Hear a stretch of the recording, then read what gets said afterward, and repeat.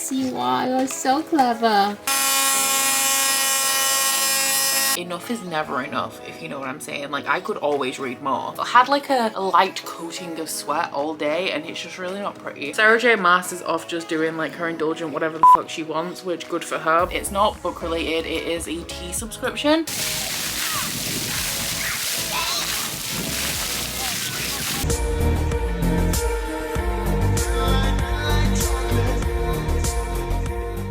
Hello, so I am literally about to go to bed and I am very excited, but the first book that I'm picking up this week, I don't think it's going to take me that long, so I wanted to let you guys know that I was actually picking it up before I come back in the morning having already read it and have to just like recap it at the start of the vlog. But I'm going to be reading Lore Olympus Volume 2 by Rachel Smith, which I am so excited about. So I'm just going to talk you through what it's about while I turn all of these lights out. I just had Patreon sprints with obviously my patrons and finished Her Majesty's Royal Coven, which is a book that I loved, and I just have a feeling that Lore Olympus is going to be 5 stars, so I'm over the moon, honestly. Lore Olympus is a webcomic that has been bound up or is being bound up into hardcovers. So I read volume 1 in December and it was 5 stars, one of my favorite books of the year, which I like expected to enjoy it, but I didn't expect to be that obsessed with it. But it is essentially a Greek myth retelling, particularly focusing on Hades and Persephone. So it's a romantic one, which, as we all know, the original like Hades and Persephone myth are very problematic, but the retelling,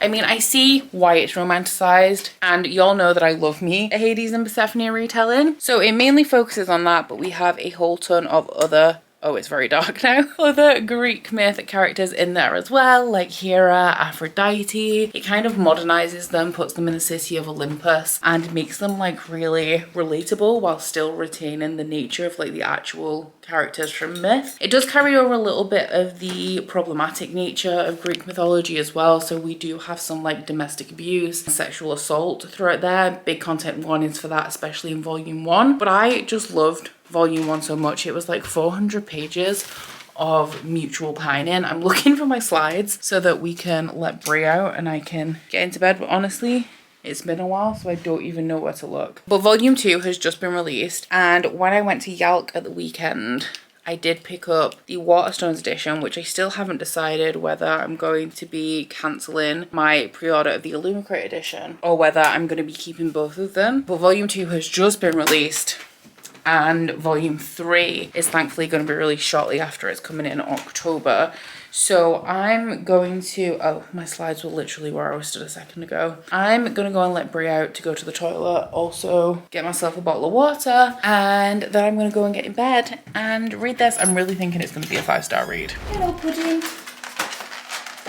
Hello, Pudding. Who's a big girl now? She's so big. Come on then.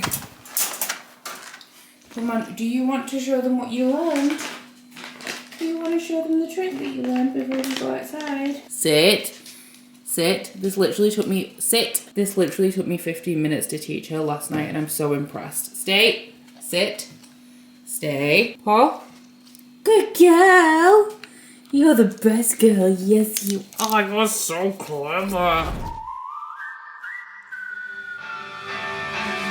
No one to hold when I sleep. Put me out on our couch. Throw me in the doghouse. Feel like we're stuck on a leash. I finished Lore Olympus Volume 2 and I loved it. I just love how cute Hades and Persephone are, I guess. And they're just so, I feel like they're both very inexperienced with relationships. Hades, because he's Hades, like the god of the underworld, like settling down relationships, actually caring about somebody is not his usual thing. And then Persephone's just really young and it's her first time away from her mother and she's never had a romantic relationship before.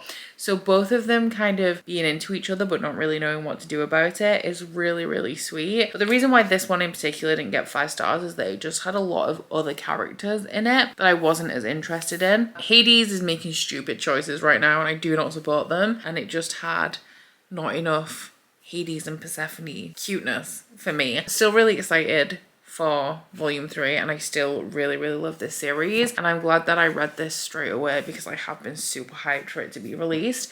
I'm also glad that the next one is only 2 months 3 months? 3 months away, so not too long to wait. I'm currently reading a couple of books. I'm 50 pages into The Duke and I, and I'm also like 2/3, I think, of the way through Azumanga Daioh. I really need to make a start on Fool's Quest by Robin Hobb because the live show for this is going to be on the 24th, and Hobb books, as we all know, are typically quite slow. It's 750 pages, so it's pretty long as well, and it does generally take me quite a while to get through these books, so I think I'm going to be picking this one up next. It is the 15th book in the Realm of the Eldlings, the second in the Fits and the Fool series, and I am so concerned. I feel like this one is really going to destroy me, and if not this one, then definitely the last one, and I just don't know if I'm ready for it. If you guys don't know what the Realm of the Eldlings is, it is a big, like, epic fantasy extended universe created by Robin Hobb, and in 3 of the trilogies we are following a young boy called Fizz. Now, right at the beginning of the Realm of the Eldlings, he's like 6 or 8 years old, and he's actually the son of the Prince-in-Waiting Chivalry. Now, he's been looked after by his mother's family. His maternal grandfather has decided that it's time for Fitz to go back to his father, and when Chivalry finds out that Fitz is on his way, he abdicates the throne and moves to the countryside. So Fitz is in this awkward position where nobody really wants to accept responsibility for him, but he does end up being raised by the stable master Burrich up until he comes of an age where the king starts to take an interest in him and trains him to become the royal assassin. At this point in the series, he's like 60, but because of how much has come before this, can't really tell you too much about what this one is about. Fitz's books tend to be very isolated. They're in first person, you're locked in Fitz's head, but this series has added a secondary perspective that I really didn't expect. We also had a lot of shocking plot twists in the first book that I'm interested to see like how they resolve, but also like they were quite upsetting plot twists as well. And we are also getting just a little bit of exploration, or I think it's going to expand throughout the series, so we'll get more in book 2 and 3, but we're exploring a side of the magic of the world that we haven't actually really spoken about. Like, we know it exists, but we don't really know anything about it, and we're finally getting that information, which is something that I'm really excited about. So I don't know if I'm going to start this tonight. I'm actually going to go to bed. I'm going to let Brie out, and I don't think there's any point in me starting this right now because I can't even read a chapter of these. The chapters are so big. It's like 26 pages, which is more than I want to be reading in bed right now, and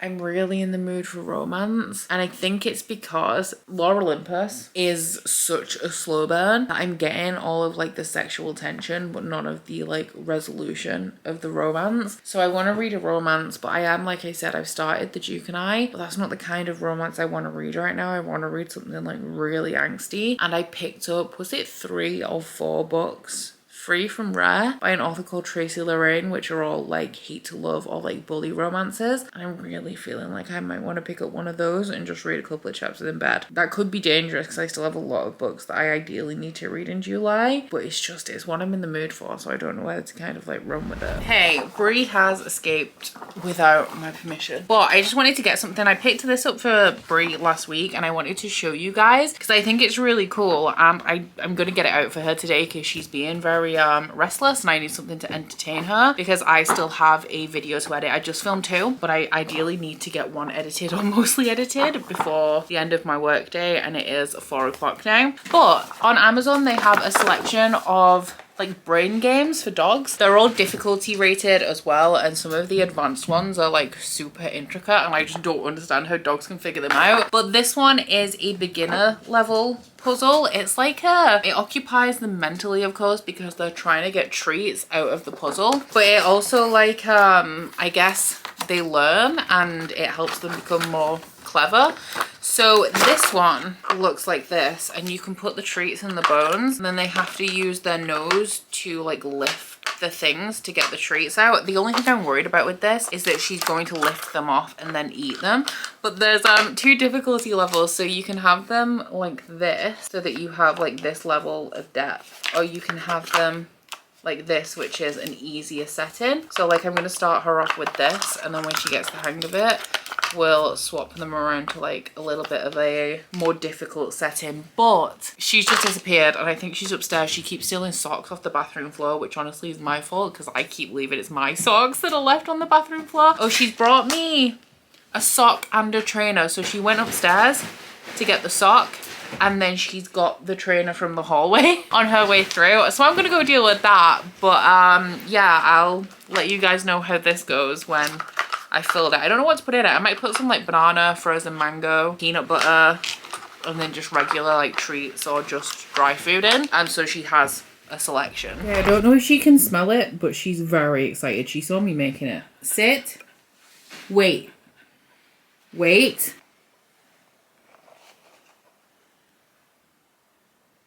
Okay.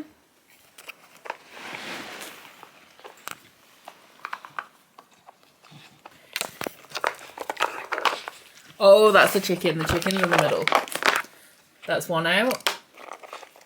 You want that one? Oh, there we go. Brie, no, you're not supposed to take that. That's... Drop. There we go. We're on to the final two. We still have one with chicken left. This center one has chicken. There's chicken in it and she can't get in.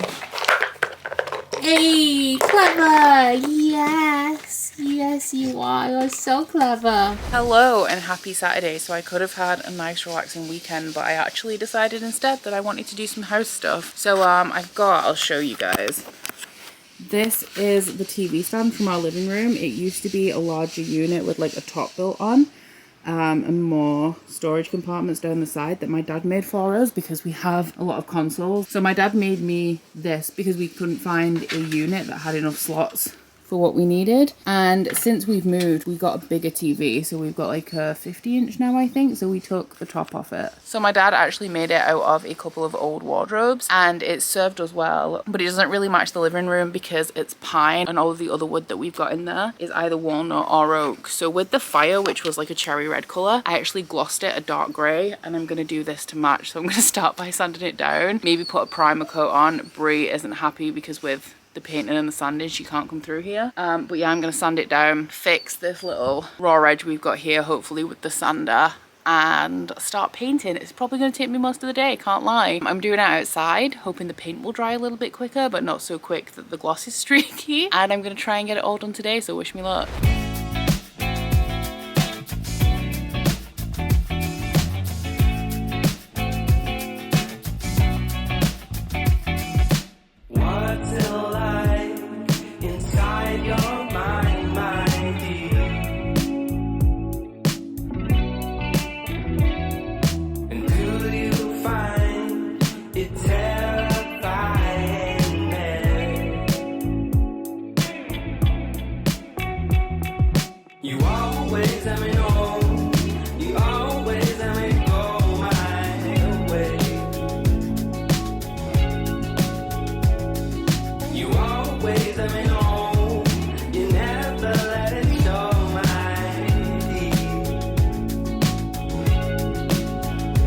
That is the first coat done.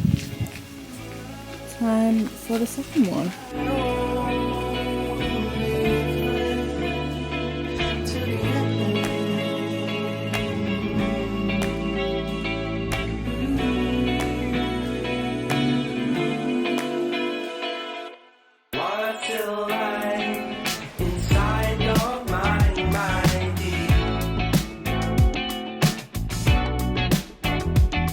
So the TV stand is back in the living room. Curtis is currently wiring it up, but oh my god, it looks so good. Look at all them consoles. Look at the TV. I didn't know whether it'd look a bit too matchy-matchy with it being grey, but it looks so good.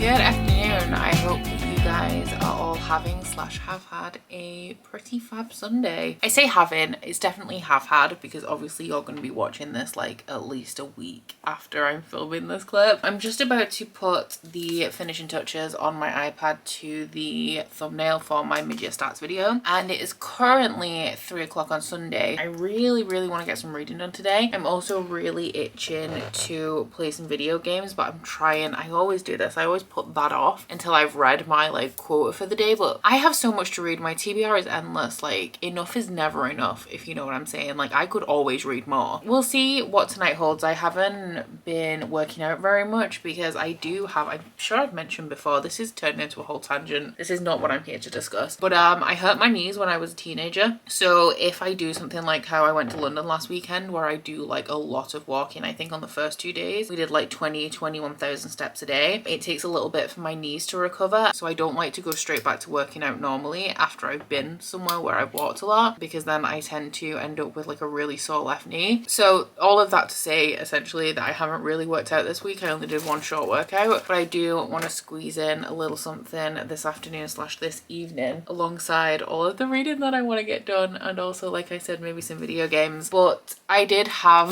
planned actually a pretty chill day. I did know that I had a video to edit, which I've just finished up, like I said, working on the thumbnail. But aside from that, I pretty much just wanted to read. But I ended up going to the vets this morning, not with one pet, but with two. Now don't worry, they didn't do anything to each other, but Brie has had diarrhea again since Thursday, and honestly it is literally just because, and I knew this when I took her to the vets, it is just because she's a Labrador and a puppy and she puts absolutely everything inside of her mouth, which the vet pretty much confirmed. And she wasn't like an emergency situation or anything, it was just getting progressively worse. So I thought, like, if it hasn't cleared up by Sunday, I'll take her to the vets on Monday. However, yesterday Ham didn't come down for his food at 5, so that's always suspicious. It's always a red flag. And when he did come down at about 8:30, he was limping and his shoulder looked like really out of place. I pressed it a bit and he was like collapsing it as I was touching it. He jumped up onto the kitchen counter. I picked him up to carry him out of the kitchen. He was fighting me with both of his paws and he was eating, which normally if he's in pain he doesn't. But I called the vet last night and they said he should be fine to bring him in this morning instead of calling them out, which I did. And he has a couple of scabs on his shoulder, but nothing that looks like inflamed or infected. So they've given him some precautionary antibiotics and he is actually like looking better this morning than he was last night. When he was asleep on this chair last night, I touched his shoulder and it felt really hot, and so did his ears, but he doesn't have a temperature or anything. So essentially I took them both to the vets pretty much just to find out that they're both idiots. But they do both have some medication. Ham, like I said, is on antibiotics and Brie has some probiotic. So hopefully they'll both be on the mend. But oh my god, like I knew that Brie had to go and I was dreading it because diarrhea again. I knew it wasn't worms this time because we did worm her at the beginning of the month and she was fine. But yeah, Ham with his limping. And he's such a drama queen. Or maybe I'm a drama queen actually, but there's been a time, like I think it was maybe about 6 months ago, where he had a temperature for like a day and there was nothing wrong with him. But with what happened last year, like I do tend to panic a little bit when he's under the weather. But anyway, reading wise, I am sure that I brought my book through in case I actually wanted to read it while Brie's having a nap. But it seems that I didn't actually do that, and I imagine the entire thing. I don't want to go and get it because I'll wake her up. Anyway, I'm almost 200 pages I think into Fool's Quest, which thinking about it, I actually somehow thought I was further than that. I'm really enjoying it. It is a little bit slow and definitely, as I said the other day, it's not the kind of book that I'm really in the mood for. So I'm not flying through it or anything, but I am enjoying it. And it is, I don't want to say it's fan servicey because it doesn't feel gratuitous, but a lot of things are happening that are making me emotional right now, and it's actually a little bit concerning because you know when it's like if you're reading a romance or like you're watching a movie that you know is going to be sad, you can tell when things are too good and that something bad has to happen soon because it's just so unusual for things to be this good. Like I'm watching Umbrella Academy season 3 at the minute. I'm on episode 8 and I know that shit is about to hit the fan because we just had an episode that was kind of bittersweet but also pretty happy, like happy things were happening. So I know that the shit's about to hit the fan. And I feel like that with The Realm of the Eldlings, and it's even worse because the stuff that's happening, and the reason it feels fan servicey is because it's stuff that you've wanted to happen since the very first book. I'm on book 15 now. So since book 1, when Fitz was 8 years old, it's stuff that I've wanted to happen since then. And it's finally happening now. And it's like, at this point, I was so far past ever expecting it to happen that I'm wondering why it's happening now. And the only conclusion I can come to is because something terrible is going to happen. I think that the pace is going to pick up from this point. Actually, no, it definitely is, because we've just had like a moment in the plot where things are starting to change a little bit. So, well, to be honest, that doesn't mean that the pace is going to pick up with these, but it definitely means that the plot is going to start kicking in and things are going to get progressively worse for Fitz, because he can never be happy. And then aside from that, I know I told you guys that I wanted to read some like dark, angsty romance the other night, but I didn't have any on my TBR, and I do actually need to read my TBR because I'm in the middle of 3 books. I have a manga that I've been trying to get back to, but I'm just not reading fast enough. And then I also have 2 Patreon picks from June and July that I haven't started, and 1, 2, 3, 4 Bookopoly books to read by the end of the month. But I decided not to go with something that wasn't on my TBR. I made the right decision and I picked up The Duke and I again. So I'm almost 100 pages into that. I'll tell you about it like another time and how I'm feeling. I'm literally just reading 1 chapter before I go to sleep every night, just so that I'm making a little bit of progress in it. I am enjoying it. It's just I'm very sleepy when I'm reading it. So that's where I'm at with reading. That's how my morning's been. I'm hoping to do not a lot for the rest of the day. I really am just hoping to proof this video, which has just finished uploading. And it's like 17 minutes, but I need to see if Brie's awake. And then read for the rest of the day. Curtis is out playing Yu-Gi-Oh! Because it's Sunday. But hopefully he'll be back in the next hour or so. Well, he has to be actually, because he has to go to Tesco and get some chicken breasts for me to cook for Brie, because she's on a bland diet again for the next few days until everything starts to firm up. Sunday, you know, if there's any day where I allow myself to not do very much or like really indulge in things that I just like feel like doing, it's Sunday. But so far it's just taking me a long ass time to get this video sorted so that I can move on and do something else. Should be getting out more. The way that things are going, all the cracks have started showing. Girl, it feels like we've been growing apart. But what if there was something I could give you that would jump in and fill every hole I made in your heart? Maybe we should get a dog, do some cute shit in the park. Happy, let's just raise you guys up just a little bit more. Happy Tuesday, I think is the day. How's the heat wave treating you guys? If you were in the UK, you will know it's hotter than Satan's butt crack. What's the temperature now? I've had like a light coating of sweat all day and it's just really not pretty. Okay, we're at 32 degrees now. It was 34 earlier, so we're cooling down a little bit. The problem is that UK houses are built to retain heat because it's normally freezing. So I'm normally fine throughout the day, especially because, you know, I always complain about the lack of lighting, natural light in my house. Works out for me in summer, but then at night time, all of that retained heat is just in the air and it's disgusting. So yeah, it's the hottest apparently. I don't know if it did reach the maximum heat, but I think the hottest it's ever been was in the 70s and that was 38 degrees. And we were supposed to go over that today, but not up north where I am. It's one of the many benefits of living in the north. But yeah, I'm sweaty. I'm feeling good because yesterday I did throw a little bit of a hissy fit because I just, with Brie, you know, like sometimes she's more high maintenance and I really like my routine. Without the routine, I'm a lot less productive, and the time that I do manage to spend doing things, I don't accomplish as much in like an hour as I do when I'm in like a normal typical routine. So having the disruptions to the routine, I'm really struggling with, and yesterday like I barely got anything done. But I am feeling a little bit better today because I did actually manage to film a couple of videos and also I did a little bit of editing. So it's nearly dinner time. Curtis is at his mum's, so it's the time of week when I have my indulgent meal of chicken wings and hash browns. Real nutritious. But I thought I would bring you guys a reading update. It's very slow progress. Something else that I'm finding right now is that I'm in such a reading mood. I want to read so much, but I'm currently reading like the slowest paced book that I probably own unless I picked up Anna Karenina, which I'm just assuming is slow because it's a classic. But I'm reading Fool's Quest by Robin Hobb. As we all know, I'm on page 336, so it's taken me this long to get to not even halfway. While I'm enjoying it, I'm always going to enjoy Robin Hobb's writing style at this point. I'm always going to love Fitz and the Fool. Like, how could I not? Shut the fuck up, man.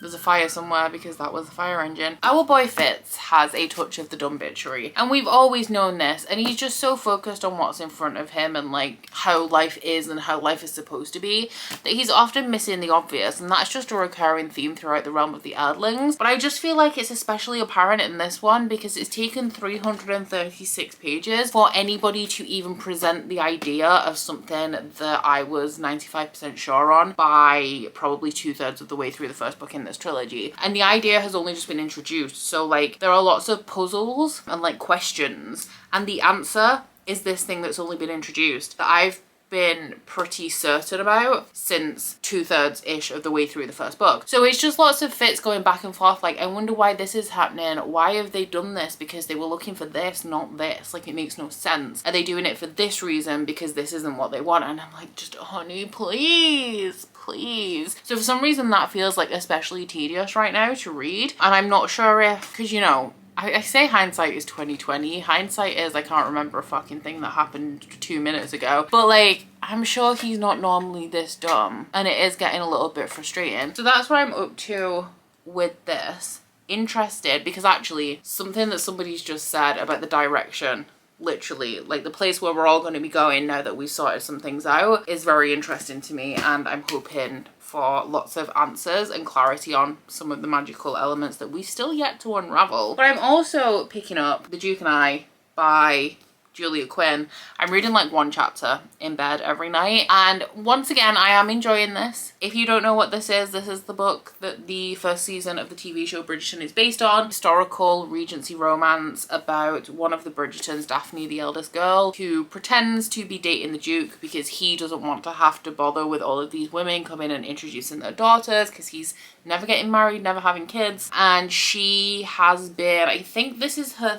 third, are they called seasons? Like, you know, when everyone comes to the ton and like marriages are arranged and all of that stuff. It's her third time at this rodeo anyway, and everyone kind of sees her as a friend. So she doesn't really have any suitors. No one's pursuing her romantically. So they agree to fake date to make her seem more attractive, because all of these other men are going to wonder what they're missing if the Duke's interested in her. And if he is courting Daphne, then a lot of these mothers and marriageable females are going to leave him alone and assume that he's already taken. I'm enjoying it. It's a little bit twee, which is why I don't like historical romance, because while we do have like stolen moments and stuff, like it's all about chaperones and courting, and it's all just a bit tame in comparison to what I usually read in romance. It is a lot of dialogue as well, and like a little bit of humor, but in this just like bantering way between people. It kind of feels a little bit forced is what I'm trying to say in the dialogue throughout the humor. And like, I'm 124 pages into it and I need some heat, you know, like we're still setting up this like, oh, we're fake dating because of this kind of situation, and I need to get to the juicy stuff now, because we've had a little bit of, you know, like not even pining, just there's some attraction there, but I need it to move forward a little bit more. So that's what I'm up to. I'm really hoping, because my aim, I've just felt so unproductive. I'm trying to read, originally I wanted to read 100 pages a day in this and have it done by Friday. I've since lowered my expectations to 75 pages a day, which is the minimum that I would have to read to have it done by the live show on Sunday. And it's 11 o'clock at night and I'm limping up to this 75 page mark. I want to pick up the manga that I was reading, Azumanga Daioh, and finish that off this week as well, which is what my aim is when I've read my section of this for the day, but I'm just not getting that far. But yeah, this is where I'm up to. I'm gonna go and make sure that Brie isn't eating ham, actually, because they're both in the kitchen together. I'm gonna make sure that they're both not overheating, which has been a real issue, because oh my god, Brie will not settle 34 degrees and she's pacing up and down, and I'm like, please stop, honey. And then she sits in front of me and pants all over me, which is also not a good time. So yeah, I'm gonna go check on those guys, and I don't know what after that. I don't know, because it's so hot, I'm not hungry, but I would normally be making dinner soon as it's like 5 p.m, but I don't know.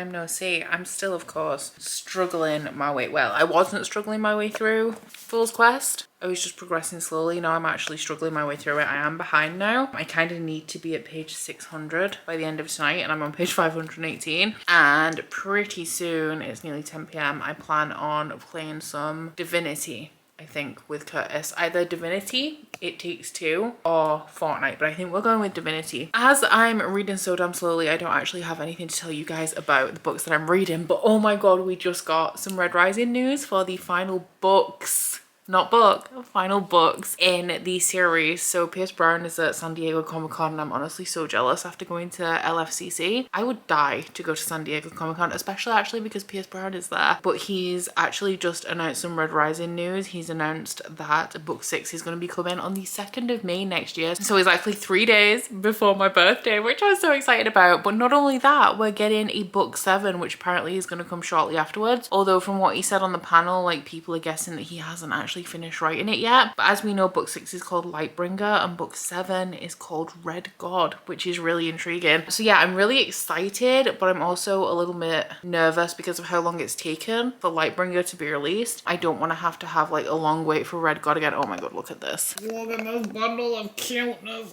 Oh, look at this smushy tummy. Oh yes. Oh, you hate me. Ah, there we go. There we go. So yeah, I'm thrilled about the news that we have like a release date and everything for book 6, but I just hope there's not going to be a long wait. I mean, it currently says that there isn't going to be a long wait between book 6 and 7, so I'm just like, I'm hoping that stays true. So I think what I'm going to do is actually start the second trilogy, because if you guys remember, I was waiting for a release date before I even started that. So I'm going to read Iron Gold and Dark Age in probably March and April next year, and then I'm going to read Lightbringer as soon as it's released, and then maybe, depending on when the release date for book 7 is, if it's going to be like a little while afterwards, I'm going to do a reread of all of the books in anticipation for that. But oh my god, I'm so excited. And pretty much the only series that I really care about right now. Sarah J Maas is off just doing like her indulgent whatever the fuck she wants, which good for her, but I'm not vibing with it as much as I usually am. And then of course Empire of the Vampire, enjoyed it, but wasn't like the 5-star read that I thought it was going to be. So now the only thing I have to live for is Red Rising. I'm happier for everyone else actually than I am for myself, because obviously it's been like a year that I've been a fan of this series and a lot of people have been waiting a really long time. Good morning. If you're wondering why my sofa is a colossal mess, then you can blame Brie for that, because she just has no regard, you know, she just bounces all over everything and destroys things. But I am just about getting ready to go out. We're going into Hull today for a couple of reasons. One is just like continuing Brie's socialization, getting her used to like bigger cities and stuff, because our town where we've walked to previously is very small. Also, I'm completely out of bath bombs, which like literally never happens, so I'm going to be headed into Lush and restocking my bath bomb collection. And Lush is actually nationwide a dog friendly store, which is great. But before we go, I have a new subscription that I'm trying out, and I wanted to open this for you guys. It's not book related, it is a tea subscription, and it is by Bird and Blend. So I've recently been drinking a lot of tea and I wanted to order from like their normal store, but honestly I'm waiting till payday because I'm a little bit broke from London. But this is a lot cheaper obviously than buying a ton of different tea flavors. So with this, I think it's £9 plus postage, so it cost me like £11, and you get the equivalent of 30 cups of tea, I think. There's 3 different subscriptions. There's like a gourmet one, caffeine free one, and then the one that I got was for people who want to like explore the flavors of the tea. So you get 3 different teas every month. I don't know whether I'll be keeping this or whether I'll be selecting my own tea, because I do know that I like Bird and Blend tea because they've been included in the Abraxas boxes a couple of times. I've had the strawberry lemonade one, which is really nice, and I've also had strawberry and Nutella pancake one, which is so good.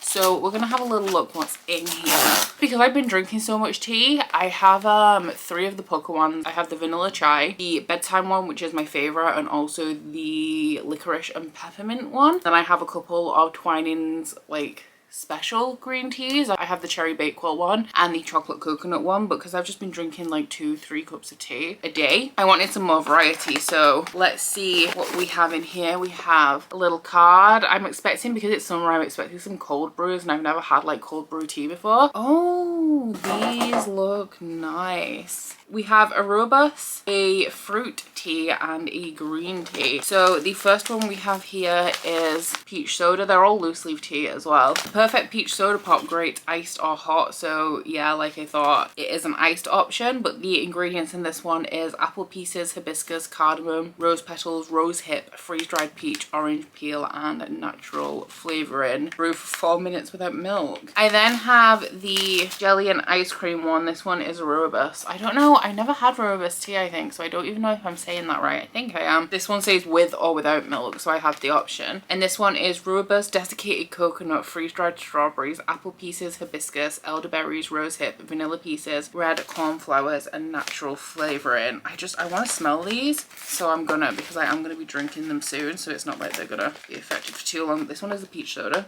Whoo! She smells good. But wow, I did not need to stick my nose in there that far. Jelly and ice cream. Let's do the scent test. Oh, that one's like real. It smells like ice cream. It smells like vanilla ice cream. I'm excited to try that one. And then the last one is Summer of Love. This one says fresh and fruity tea with true flower power, Chinese sencha green tea, chamomile, calendula petals, lavender, cornflowers, and natural flavoring. This one is for without milk and it says low caffeine on it. Let's have a little smell. Oh, this one, if you guys, because these are the ones that look real nice as well because they're made out of actual things, I guess. Not that normal tea isn't, but you know, it just looks like dust, whereas it's actually like pieces of something. That one smells kind of similar to, like, it does have a little bit of a fruity scent to it, which I'm not sure what is giving me the fruity scent. That was the Tasty Summer July. Does it say what my subscription is? It's like the Flavor Adventurers or something. I'm not sure, but I may report back and let you guys know how these go. But I'm just so excited to have some more tea. Make him wear some Saint Laurent,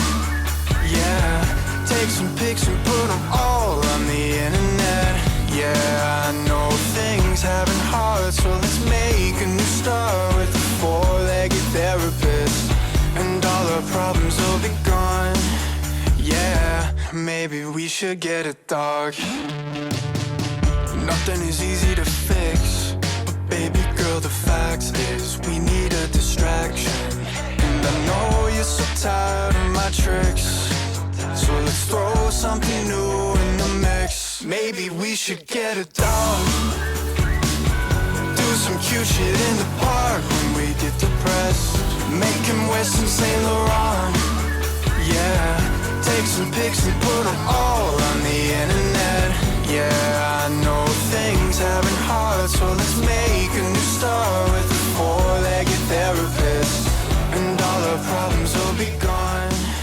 Yeah. Good eve. I have returned from Brie's Great Adventure. Had a really good day actually. Didn't really do much, didn't even buy much aside from what I went into Hull for, which was bath bombs. But yeah, it was just a nice day, and she wasn't sick in the car either, which is great. I'm currently still watching Aaron's Live Ship Traders sprints with Elliot and Steph, which is really funny, seeing how they're reacting to certain characters at the very, very beginning of the first book. And I still have, where is my book? 160 pages of this left. So I'm gonna try and read as much as I possibly can tonight because Curtis isn't in. He's gone to play Yu-Gi-Oh! And watch Adventure Time with a friend. So I'm on my own tonight. I'm on my own all night as well. He's completely abandoned me. So my main goal is to maybe finish this. I'm not holding out hope for that. I just want to read as much as possible really. But because I'm on my own all night, I'm having a little bit of a treat night. So I have a pizza from, like, do you know the counter in Asda? They have one in Morrison's as well where they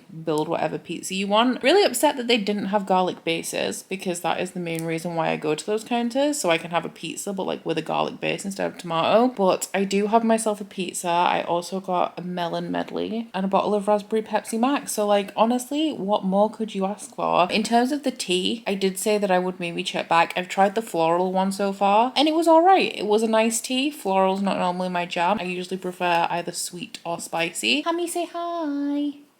Say hi, Hammy. Hello. But it was alright. So I'm actually going to go put my pajamas on and get cozy. Oh, Ryan wants to play Fortnite tonight as well. And while I'm eating my pizza, I want to watch Heartstopper. So definitely not finishing this book tonight. But we'll see how far I can get because I have a plan for next week's vlog, which is really exciting. But to be able to fulfill it the way I want to, I have to essentially do as much as I can before the end of tomorrow. So I'm going to be pushing it for time a little bit in that regard. I finished the book.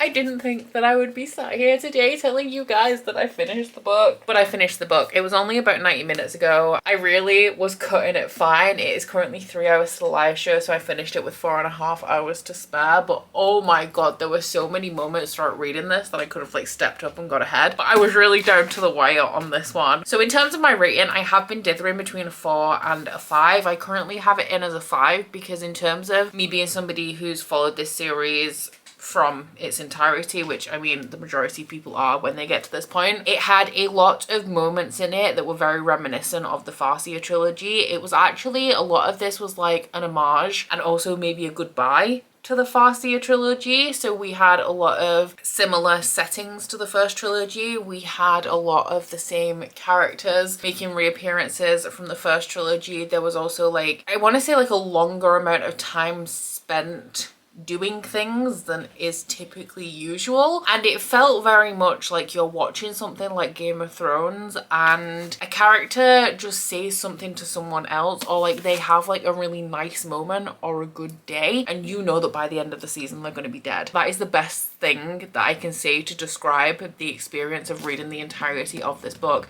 It felt very much like Robin Hobb has written 15 books in this world and she knows that she's coming to the end of the entire universe, so she wanted to make sure that she kind of pays tribute to everything that has come before and everything that has led up to this point, even up to and including the point that where I think this series is going to go with the final book. It's actually going to tie everything together in a really kind of satisfying way, and all of these little bits that have been coming, and we have like the live ship traders and the Ringworld Chronicles that are more about the dragons and the magic, while Fitz is more about his own personal journey and like breaking these cycles of time and being royalty and from this royal line that has like inherited magic, but also of a different line that has like a different kind of magic. And all of this, I feel every single book in this series has been building up. I feel, I hope, I pray, based on some of the things that were spoken about in this book, I feel like this last book is going to bring it full circle and bring all of those tiny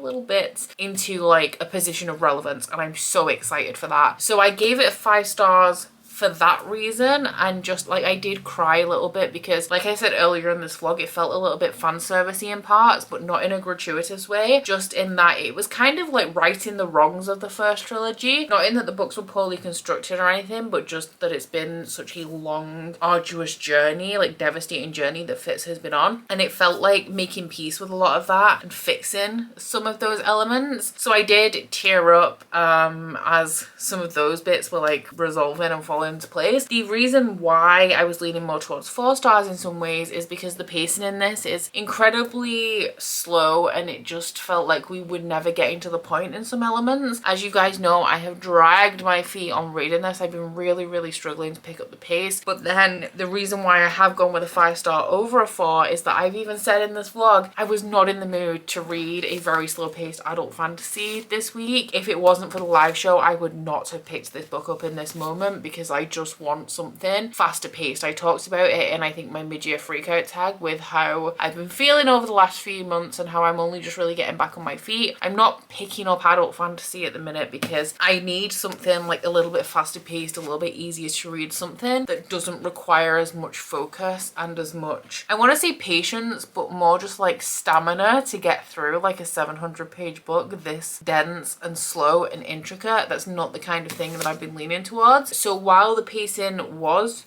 quite slow, and while I did feel like we weren't getting to the point, partially I feel that could have been my own impatience because I wasn't really in the mood for this one. So I'm really excited, especially I really want to discuss in the live show like every chapter in, I can't remember if it's the live ship and the Ringworld as well, but in the Fitz books every chapter has like an italicized bit at the beginning that's like a piece of text from something, or like a little bit of an old story that is relevant to the main narrative in some way. And I'm really eager to discuss the final ones. Like the last chapter in this is, I think it's chapter 28, it's 2 pages, and the little italicized bit before that I'm really excited to discuss in the live show. So I need to get ready for for said live show, I also need to finish this vlog because, as I said, next week's vlog is something that I'm very excited about, and I'm just going to spend, apart from the live show, I'm pretty much going to spend the rest of this evening preparing for next week's vlog. I'm going to give you guys a little bit of a hint. I'm not going to tell you what it is like I kind of normally do, providing, fingers crossed, I'm really hoping that it comes together, because it's something I wanted to do a couple of months ago, but it just wasn't possible with the state of mind I was in, I guess. So I'm really hoping that I can actually do what I want to do next week, but it is not going to be a themed vlog in that there's not going to be any particular theme or common thread that ties all of the books that I'm reading together. It's going to be more of a challenge vlog, and I anticipate, or at least I hope, that I'm going to get a lot read. So please do stay tuned for that if you are interested. But aside from that, guys, please don't forget to like this vlog if you liked it, and subscribe if you wanna, and I'll see you guys next week. Bye! Oh, you bite your friend like chocolate. You say you'll go where nobody knows, with guns hidden under our petticoats. We're never gonna quit it, no, we're never gonna quit it, no.